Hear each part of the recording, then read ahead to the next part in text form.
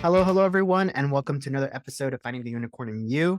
Today, I have a very interesting guest. He is the founder and CEO of Payroll Mart, a leading advisory firm specializing in payroll, human capital management, and professional employer organization services.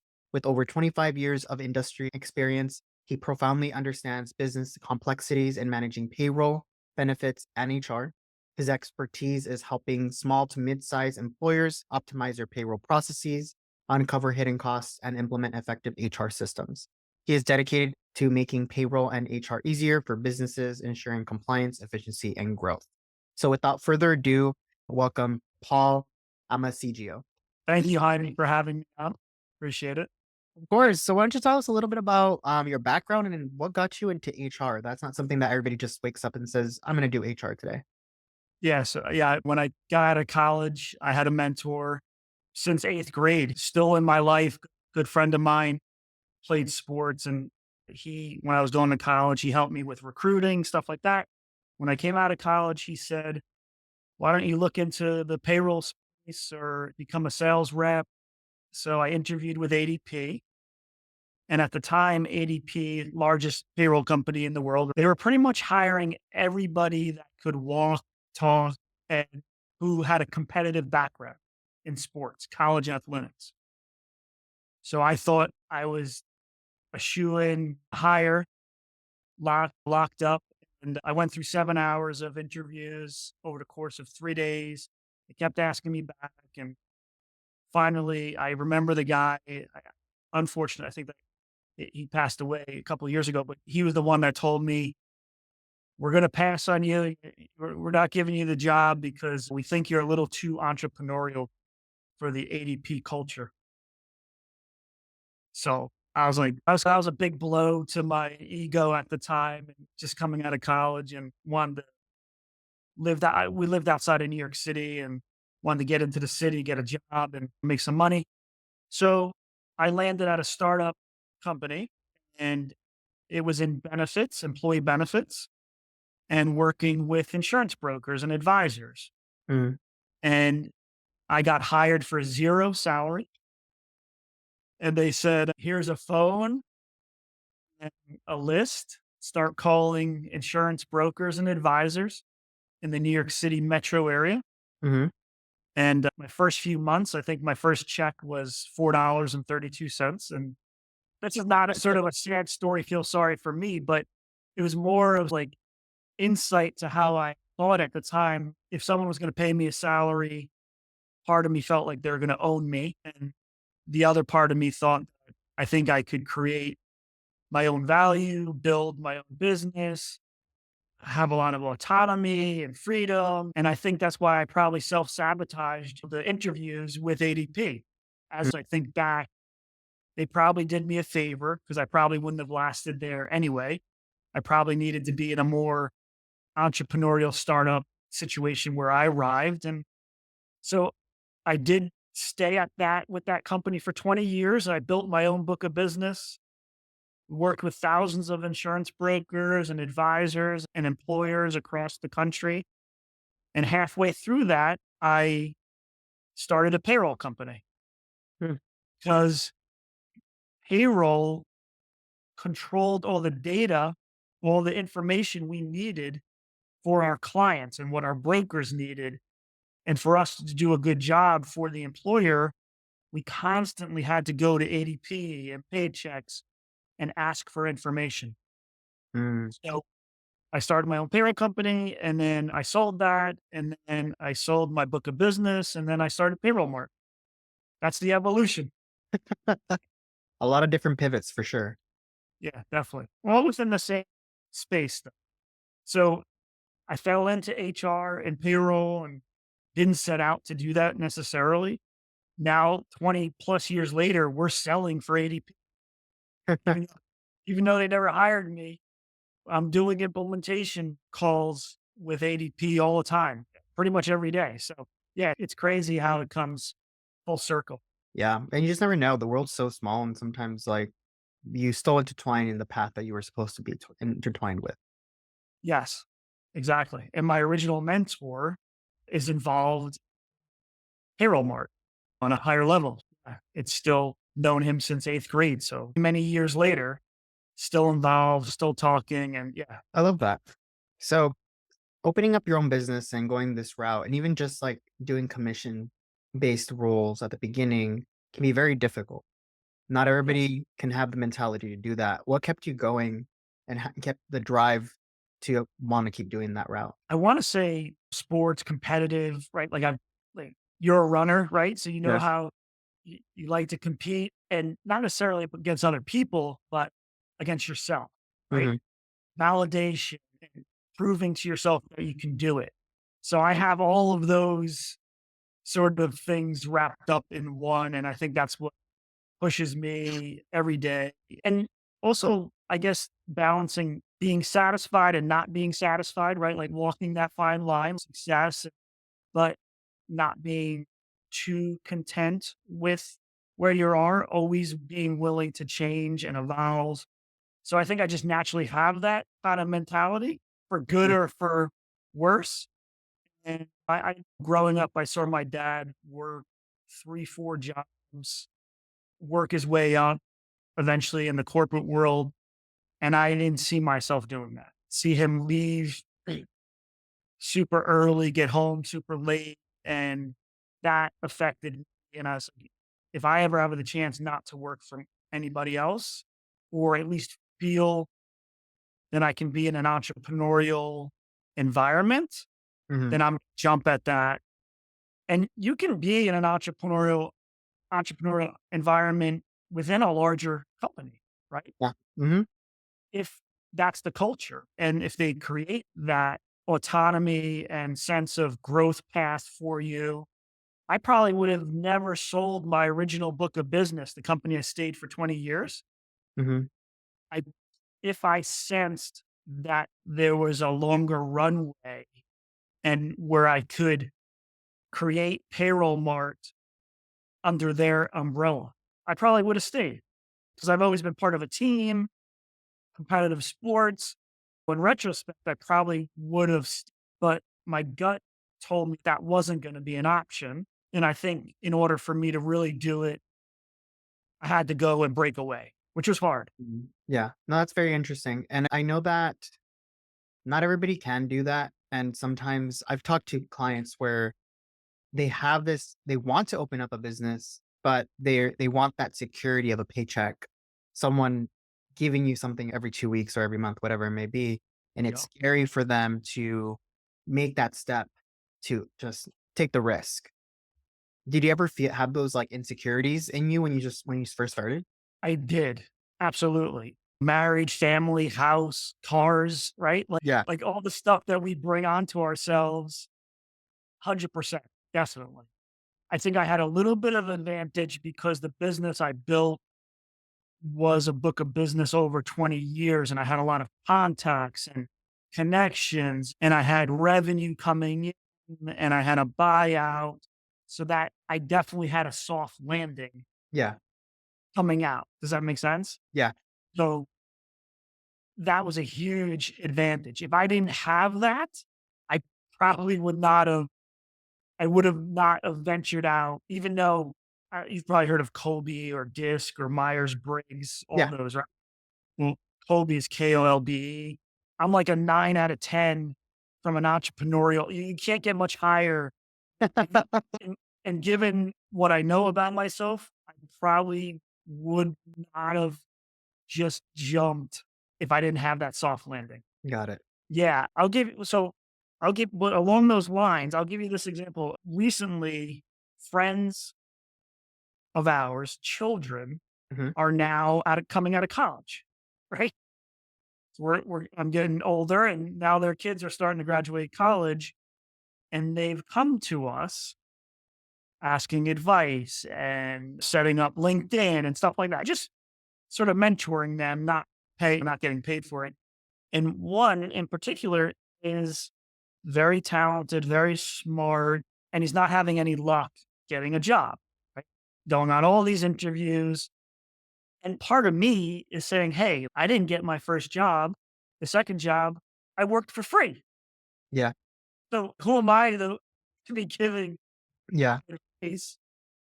But it worked out really well for me because I worked for free for what, 6 months or whatever, but I was building equity. I was building something. I was networking. I was on the phone. I was building all these relationships that I still have Yeah. 20 years later. So what I said to him is, what can you do now, especially with all the technology we have right now? Mhm. So he specifically wants to do equity research. Mm. So I said, why do you need to do that for another company? Why can't you start your own equity research newsletter, platform, videos, LinkedIn, however you can distribute it? Mhm. What's preventing you from doing it? The only thing is you're not going to get paid, Mhm. right? And most people probably won't listen to it, but how many other people that you're competing against in interviews are going to sit across from who's interviewing them and saying, "Hey, I started my own equity research newsletter, platform, email." I said, if you sat across from me, I'd hire you in a second if you did that. Mhm. And I told him this. I'd made this recommendation. I didn't say that you had to do this. I made this recommendation to him, I don't know, about 60 days ago. Yep. Saw him last week. I asked him about it again. Still hasn't done anything with it. He said he took a part-time job. So my point is, here's a really smart, presentable, talented, capable individual, and there's something holding him back. There's an obstacle of putting himself out there, right? Because Mhm. he's probably fear or no, he doesn't, he doesn't even know what he doesn't know. And so anyway, yeah, so that's a quick story about he's what, 23 years old. I don't know, recently out of college, and he has tons of opportunity, but he sees it as he's getting rejected. Like Yeah. no one's hiring me because he's in the same pool that everybody else is. And this is something that I can talk a little bit about later, but create your own pool. Yeah. Jump into a pool where there's less fish. Mhm. So you have more open water. Exactly. And that's actually I was leading into that kind of question, is that a lot of us tend to have this perception based on the reality that was taught to us growing up, like this perception box of our only route through life is to work under someone else and be dependent on that. And the idea of branching into creating my own role, creating my own thing is scary because they're like, I don't really know other people. Like for you, your children, they're probably going to be like, I can open up my own business. My dad did it, 100%. Yeah. Yeah. you know, versus like, Yeah. We talk about it all the time. I have two girls. So it's even magnified because my wife's a career. She has a successful career, and yeah, they get it from both sides, both of us.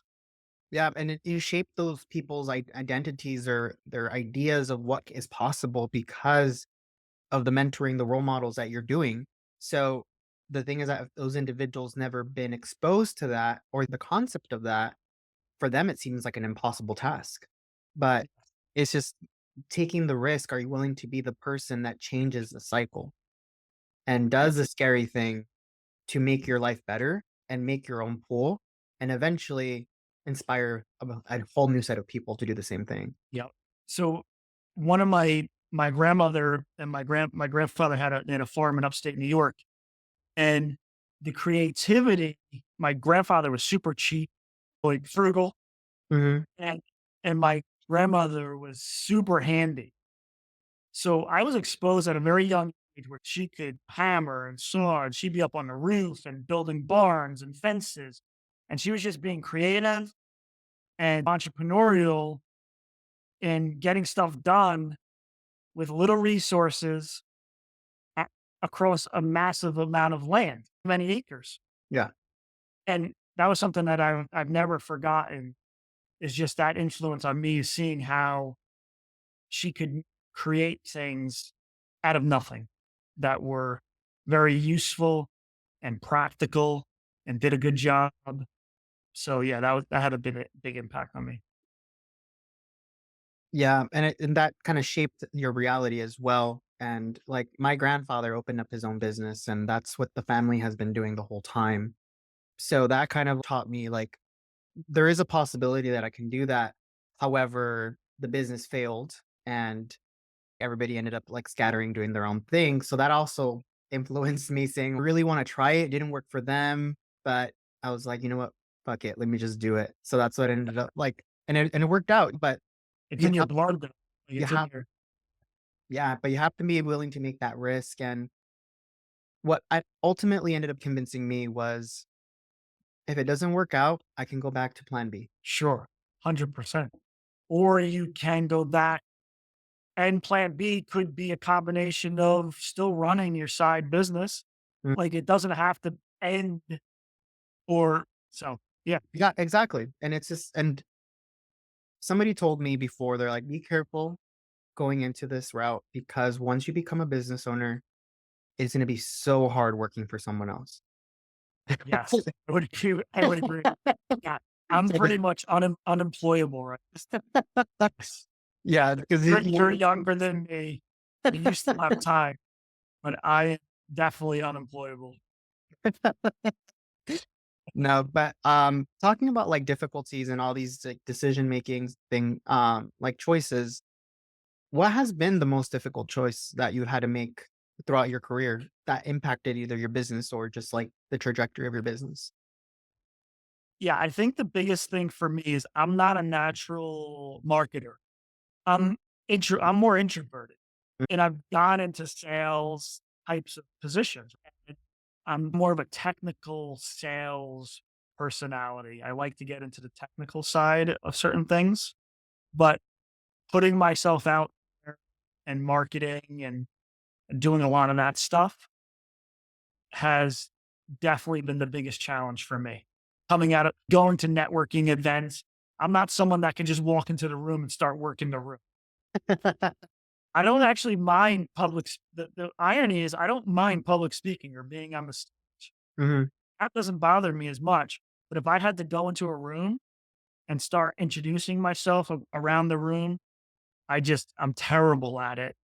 One-on-one conversations or me to many, I'm good. But initiating those conversations and getting them going, not very good at it. Yeah, so that's been my biggest challenge. I feel you. And yeah, when I started, I had the phone and then I could have a one-on-one lunch or breakfast. And then I was great. But and that's how I built my business. So now starting my business, Payroll Mart, all over, I still have to at least recruit people and get new clients. Yeah, so that's been my biggest challenge. No, I feel you there, and it's difficult because for me, I feel like I have to be warmed up.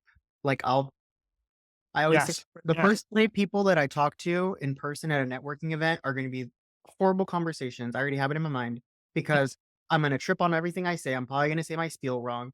But after that 3rd person, I'm like, "Okay, I'm good. I have the confidence now. I can now start talking to people." But it's just getting through that awkward phase of, yeah, I don't know, like, relearning your spiel even though you've been saying it for, like, months, years. no, yeah. And the balance between listening to what they have to say, right? And then feeling the need to tell what you have to say, to get your and yeah, so No, I totally get that because as I'm listening to them, I was like, "How can I relate what I do to this?" yes. Like, it's like, how can I make the pieces fit together? Because it's not you have to be like an actor. Or versus just saying, "Hey, it's amazing to meet you, and who else should I meet here?" That's literally probably who it should be. Like, if I were to go back, I haven't been to a lot of networking lately. If I were to go back there, my approach would be, and for people listening, is listen as much as possible, ask as many questions as possible because people want to talk. So let them talk. And maybe one of the most important questions is, hey, who else have you met Mhm. here that you think I should meet? Then finally they're going to say, oh, what do you do? Right? Because they've Exactly. been talking about themselves. for the last 10 minutes. So then finally they're going to say, "Oh, what do you do?" "Oh, thank you for asking." After we've been sitting here for 10 minutes, but this is what I do. And then you have the entree to say what you do. And then maybe they will even bring you over to a couple people and make the introductions, which for someone like me is awesome. Yeah, and that makes it so much easier, and that's such a really good tidbit to do because it just makes things so much easier for you to for the other person to be open to talk to you at that point. My oldest daughter is very introverted, and my younger one is like, she can meet anyone, talk to anyone, and she takes more like after her mom, and my older one takes more after me. I just sent her some tips like that. My older one started a chapter in her school, Morgan's Message. Mm, It was, I think, yeah, I think she was an athlete. That Morgan was an athlete, maybe Duke or wherever, and she took her own life. mhm, And just she got hurt, and she just had all these sort of trials and tribulation issues of dealing with her recovery from her injury. And she took her own life, and her parents started this Morgan's Message to raise awareness, mental health awareness, especially, in teenage and college athletes. mhm. So my daughter started her own chapter in our area, and that was big for her, right? Like, she has to hire a board of sort of directors and present the message, and why are they doing this, and who they need to create events around it, fundraising. They need to get t-shirts and hand out bracelets. So she's learning about she needs to get out of her own way and put herself out there. But yeah, so I've been talking to her a lot about being introverted and what tips and tricks to overcome it. Yeah, and a lot of people think that marketing is just if you're like a business owner, if that's your position at a job, but one needs to be good at marketing in Yeah. every aspect of their life. You think about all the not-for-profits, nonprofits out there that Mhm, need to raise money. mhm. They need to be some of the best marketers and salespeople around, right? Oh, yeah. You constantly need to get people excited and involved and volunteer and give money. So yeah, Like, I tell my clients, I was because a lot of them like, "How do I get a job?" Like, right now, it's so competitive, and it's difficult for people to like you said, the pool's so big, so massive. It's harder for there's so many fish in that pond, and I told them, "You have to be able to stand out, and the easiest way to stand out is you have to go networking. You have to learn how to market yourself. Go on LinkedIn, research the company. There's a list of people who work there. Start message every single one of them and ask for a one-on-one meeting. Ask them how the experience at the job is. Get to know them, pick their brain, and uh, just be very honest. I'm looking to get into a career in this field. Can you help me?" leverage your alumni. Exactly. Try to find the You know, connection you already have. if you played sports, talk to every former college athlete that went to your school, and Mhm. what are they doing, and who do they know? Yeah, and it's just eventually you're gonna get someone that's, "You know what? We're actually hiring. Why don't you apply for Yeah, this? Just put my name down." Instant in. yeah, I But agree. it's a numbers game, and then they're like, "I never thought about doing that." Because they don't show you. They just say, "Submit your resume, go in, do that." Yeah, And and your resume just gets lost. exactly. Yeah, Exactly. You need to stand out. It's like how you told that kid is you have try to find ways to diversify yourself so you stand out more, but you right. have to be willing to take the advice to do it. Yes. So, with all of this stuff that you're doing as an entrepreneur, as a CEO, it causes a lot of stress. One of the the people that end up getting burned out the most are business owners. So, Yeah. what are some ways that some personal strategies that have worked for you to be able to calm down stress and prevent burnout? Yeah. I have a lot of things that I do. So first and foremost, I need to be active every single day, pretty much.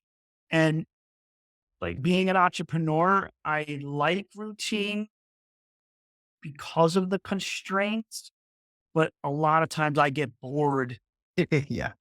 with my routines, right? Mhm.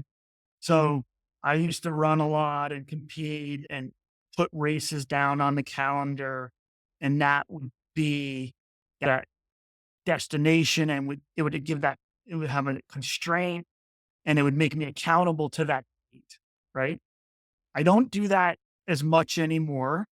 But what I do is, for example, like every morning this week, up at 5:30 at in the gym and I'm not a big gym guy, first of all, but for this particular week, the mornings have been colder here. So I go to stair climber for 30 minutes and then I go hit golf balls for 30 minutes Hmm, inside. And every single day I listen to an audiobook. hmm. I have many audiobooks going on. When I read, I tend to fall asleep right Yeah, away. same. So to answer your question, activity is huge for me. And that comes in the form of it could be Qigong. I studied martial arts in the past, but now it could be stretching, some Tai Chi type of stuff, Qigong that I'm following the program. I can't do it every day because my head is not, I may not be, might not be good for, I'm not ready for it on particular days. Yeah. But so a combination of, I'm not a good meditator either because my head just goes crazy. It's Mhm. always thinking of ideas. But the Chicana I could follow. I really like the guy. It's Mind Valley. I don't know if you ever heard of Mind Valley. Yeah. It's Mhm, an app, which mhm. I love a lot. I really like some of those programs. So combination of audiobooks and not necessarily all business and self-help type books, but some fiction, some nonfiction, all different types of books, and then some podcasts. And then I work out with a trainer 2 days a week at night. Mhm. So maybe something in the morning, a mountain bike ride, but I keep it shorter now. So 30 minutes. I have a dog also, which is a constraint. Like the Yeah. dog needs to get walked, the dog needs to get run. So forces me to get in line with my dog. So I'm not, and my last point is all of this stuff I generally do by myself. I sometimes work out with my wife. So I have a lot of time to think. Yeah. So that's my main point is giving yourself time to think and reflect, and then also what to look forward to, what I need to get done for the day, think stuff through like that. So I'm not overwhelmed. Uh, yeah. So just sweating and activity. I've been like that my whole life though. So that just comes really natural to me. And that if I can get into the flow state, Mhm. that makes me so happy. Like Yeah. it releases so much stress. It's really hard. It's really hard to get like that when you are dealing like my wife's car 2 weeks ago. I was on a conference call. My wife's car came to an intersection, a 4-lane main intersection. Car engine blew. Car's 4 years old, pretty much brand new. Oh, wow. Engine blew up. 4 guys got out of their car and pushed my wife across a 4-lane intersection. And the guy's like, "Do you have a husband?" And she's like, "My wife's not in my back pocket. I just can't jump out to push my car." But that was pretty stressful with my daughter and really like rush hour. But thank God that these 4 guys came and pushed her car.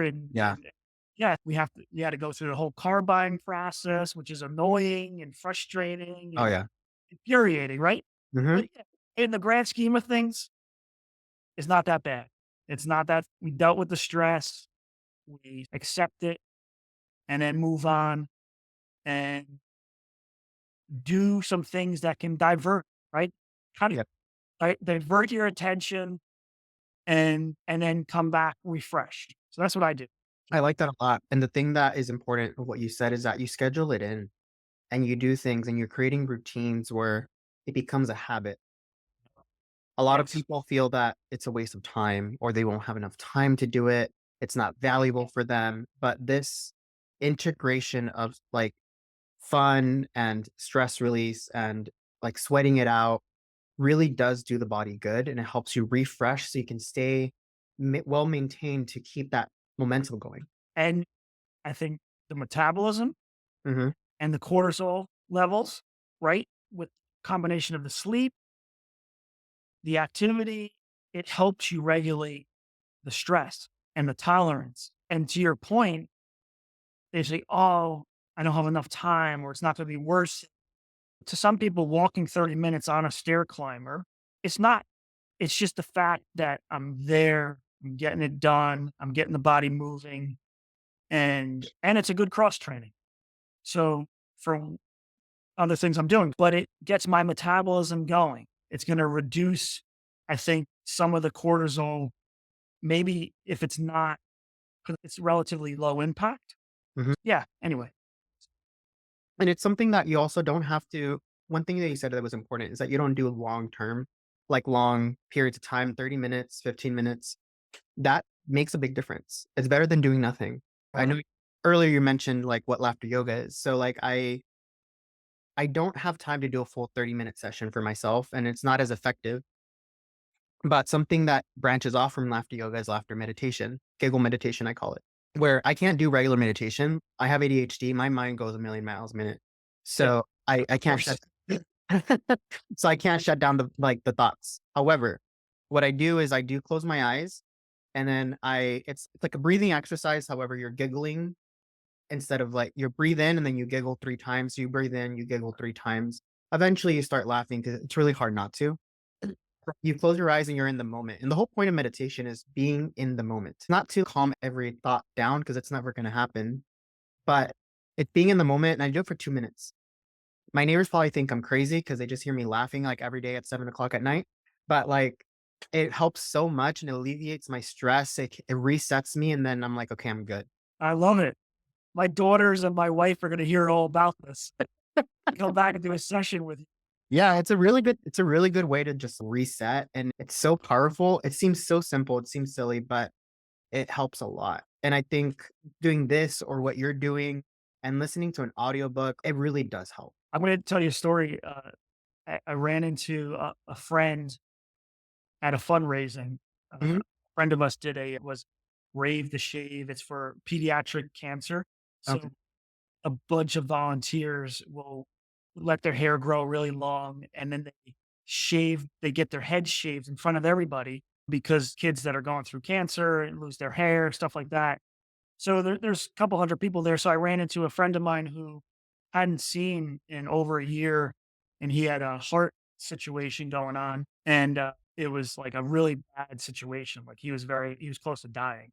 But when we came back together, we just hit it off. It was like when you meet someone that you haven't seen in a long time, you just reconnect, and it's you've never been apart. So we just, and my point is here, I'll get to is we started chit chatting and we just started laughing and joking and laughing. And we just over stupid stuff, but we just Yeah. automatically were just having such a good time about stupid stories. And I guess he left the party and his wife texted my wife and was like, I had such a good time because Paul and I just laughed the whole night. Yeah. I just loved seeing him and he made me smile and laugh and blah, blah, blah. So that's how powerful laughing is and that connection.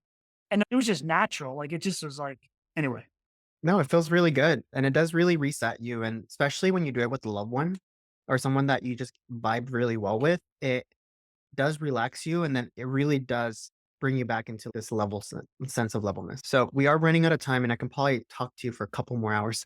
But I want to hit the last question before we go, which is the whole premise of the podcast, which is the unicorn lesson. What has been that unicorn lesson for you, which is the most valuable lesson that you've learned in your life thus far that has helped you succeed in your life? it's probably basically the same thing, but never follow the crowd. Try to get into the pool where there's less fish, less competition. Because if you're following the crowd and where everyone's going in this direction, it's probably already been done or it's not worth it. And whatever means you have, pave your own path. And every one of us is so creative. Mhm. I don't care. I have no musical talent, no artistic talent, but I believe I'm an artist in creating stuff from zero, from nothing, right? Yeah. I can, if I can come up with an idea and I can build a business around it and I can hire people around it Mhm. and it's tangible, I look at it as a piece of art Yeah, definitely. and there's creativity there. And every single one of us has some sense of creativity. I'll tell Mhm. you a story, and I know we're running out of time, but a friend's daughter is in college, September and October, first month of couple months of college, having a really hard time transitioning, getting along with roommates and thousands of kids out on the college campus. This girl is beautiful, first of all. She's talented, like musically talented, drummer, amazing. First question I said, and she came home for fall break. And I said, when's the last time you played your drums? And I haven't. I said, why not? I said, you're on a college campus where music is so powerful. It breaks through anything, any barrier. Music just cuts through that. If I had the talent for music to create or sing or drum and to get into the flow, I said, what do you think about when you drum, when you play the drums? She said, I don't think about anything. I was like, do you have stress? Not at all. Are you worrying about meeting people or going on social media or going to parties or not being invited to parties? She said, I never think about that at all. I was like, if I was you, first thing I would do is go to campus, find the music club, figure out where I can get a set of drums, reach out to people that are creating live bands or who need a drummer or sub in for people. Throw your energy into that. Mhm. Your world will change. Everybody will be wanting to come see you drum. Anyway, that's my piece of Yep, advice. it's good. You have to be able to have a different perception. You have to be able to change your mindset to not try to fit in the molds that are given. Create a whole new section for yourself, Yeah, and in that aspect, like, she's trying to fit in with the rest of of the students in college and doing what they're doing, but that's not her passion. that's not her pat. It's not work, and it's not working. No. So do what you know and go with that. Find your Yeah. people that have the same passions as you, and it will shape your experience. And maybe that's a smaller pool. Maybe Exactly. what happens is like you may become a superstar in that little pool, and then everybody else is going to want to get to know you. Exactly. That's a beautiful piece of advice, and this has been such an amazing conversation. Thank you so much, Paul. Oh, Uh, thank you. if Appreciate somebody if somebody wants to follow your journey, contract you for HR, for payroll market, it. Yeah. or just have a question for you, how can they do so? Email me, Paul at payrollmart.com. Very easy. You don't have to worry about spelling or pronouncing my last name. Or LinkedIn. I'm connected to a lot of people on LinkedIn. You can find me. Yeah, I think you and I might be connected. Yeah, connect with us on LinkedIn. And yeah, I'll get back to you. If you have a question or mentoring, whatever, you can reach out to me. Perfect. And for listeners, I will have all these links in the show notes. So feel free to just scroll down and you can just click his website or his LinkedIn profile will be there.